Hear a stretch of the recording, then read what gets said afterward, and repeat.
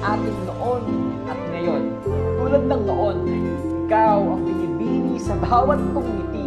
Pero ngayon, ikaw ang binibini sa bawat mong higpi. Noon, ikaw ang tuwa sa malungkot kong umaga. Ngayon, ikaw ang luha sa aking mga mata.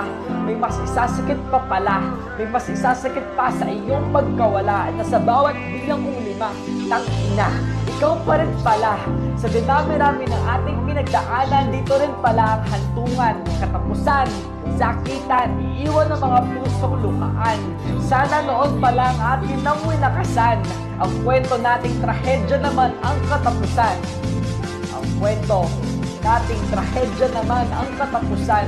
Sabi mo, iiwan mo ang iyong nakaraan, pero mahal, bakit mo siya binalikan?